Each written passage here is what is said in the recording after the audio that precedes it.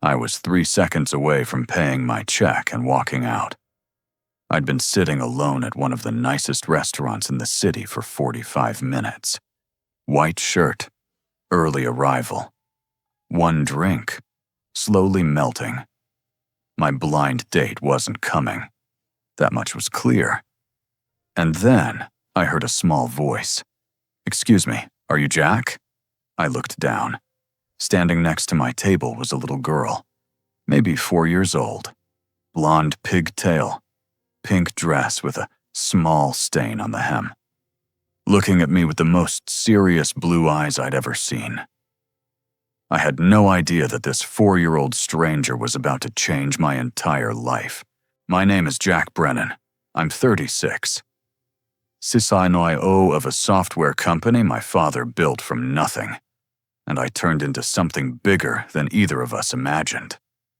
On paper, I had everything. In that big, empty house I came home to every night, I had nothing. It was my sister Rachel who finally cornered me. Jack, just one date. Her name is Emma. She's kind, she's smart, she's been through some stuff, but she's incredible. Just give it a chance." I'd given up on love a long time ago. Not dramatically, just quietly. The way you stop believing in something when life keeps proving you wrong. But that empty house was starting to feel less like a refuge and more like a prison. So I said yes.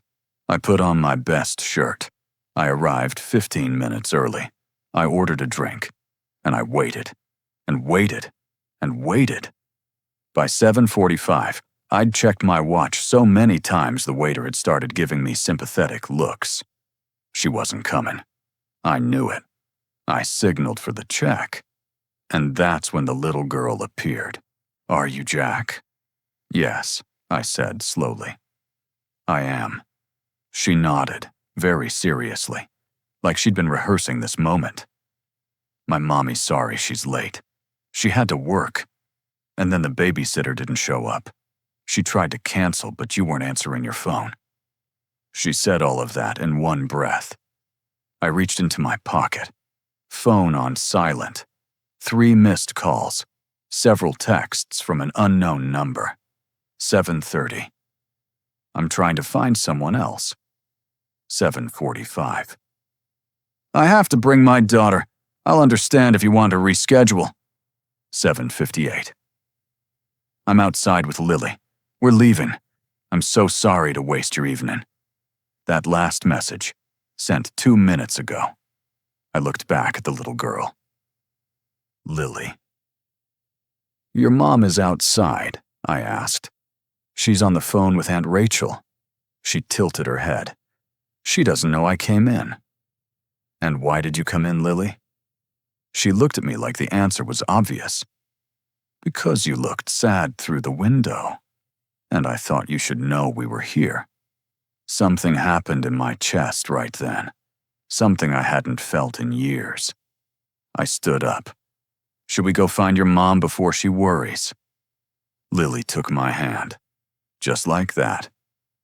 Easy as breathing. The trust of a child who hadn't yet learned to be afraid of the world. And I felt it.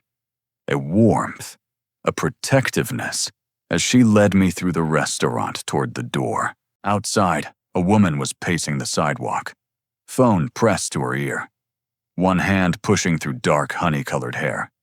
Tired, worried, and beautiful in a way that made me forget, for just 1 second, that I was supposed to be angry. "Rachel, I know. I'll call him tomorrow and apologize. I'm sure he thinks—" She turned around and stopped. Her eyes went wide when she saw Lily, holding my hand.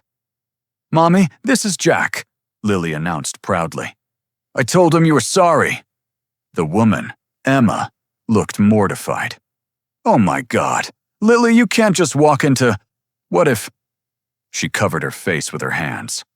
"I'm Emma Parker. This is the worst first impression in the history of first impressions." I looked at her, then at Lily, then back at her. Actually, I said, your daughter is the most charming person I've met in years. And if you hadn't turned off my phone before you texted, this whole situation is partly on me. She lowered her hand slowly, looked at me with a mix of hope and disbelief, like a woman who'd been let down enough times to stop trusting kindness. I completely understand, if you want to call it a night.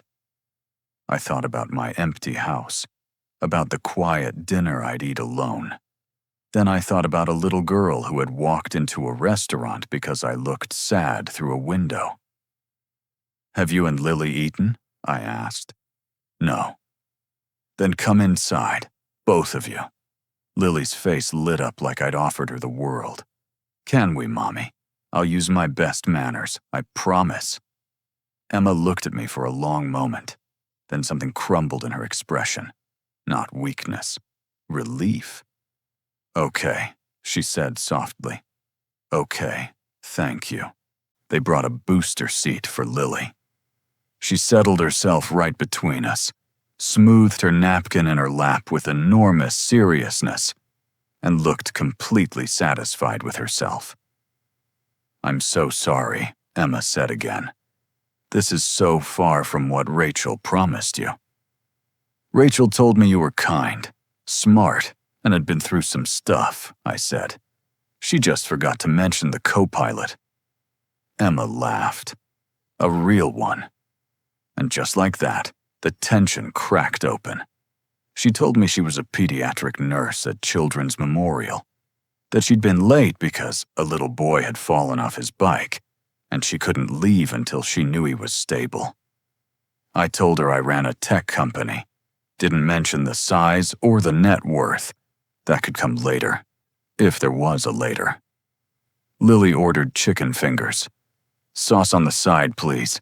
I like to dip. The server smiled. I smiled. Emma looked like she was trying not to. We talked through 3 courses about Emma's work, kids who bounce back in ways that stagger her every day, about my company, and the father I'd been trying to honor since the day I buried him, about old movies and cooking. I admitted I could barely boil water.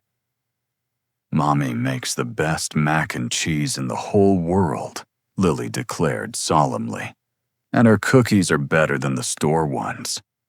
That's very high praise, I told her. I know, said Lily. It was one of the best dinners I'd had in years. Not because of the restaurant, because for the first time in a long time, the table didn't feel empty. Lily fell asleep before we'd driven 2 blocks. The city lights blurred past the windows. Emma glanced at her daughter in the back seat and smiled the way only mothers smile. Quietly, completely, like nothing else in the world exists. Thank you, she said softly, for not leaving, for being kind to her. That means more to me than you know. She's a great kid, I said. You're doing an amazing job. I'm trying, she paused. It's hard sometimes doing it alone, but she makes it worth it.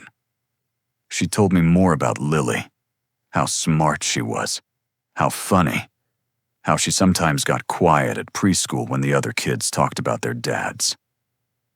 Her father left when I was pregnant, Emma said. Said he wasn't ready. Haven't heard from him since. I didn't say anything for a moment. I'm sorry, I finally said. That must have been incredibly hard. It was. But we're okay now. I told her about my father, how he poured his grief into a company after my mother died, how I'd inherited both the company and the habit. Is that why you work so much? She asked. Following in his footsteps? Probably, I admitted. He died 3 years ago. I've been trying to honor his legacy ever since. But sometimes I wonder if I'm doing it at the expense of actually living.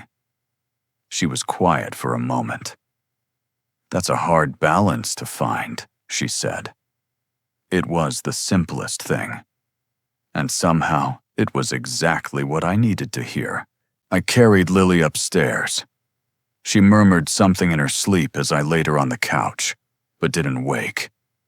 Emma and I stood there for a moment, just watching her breathe. Two strangers who'd somehow found their way to the same quiet room. Emma walked me to the door. "I had a really good time tonight," she said, "despite everything. Or maybe because of everything." "I did too," I said. "Would you want to do this again?" She looked at me, and I saw it. Not excitement, but something more honest. Hope, guarded by experience. "I need to be upfront with you," she said. "Dating a single mom is complicated. There will be last-minute cancellations, bedtime schedules, sick days, times when she has to come along. Emma, if that's too much." "Emma," I said again, gently. "I know what I'm signing up for, and I want to sign up for it. All of it." She looked at me for a long time. Then she nodded. "Okay," she said softly. "Let's try again."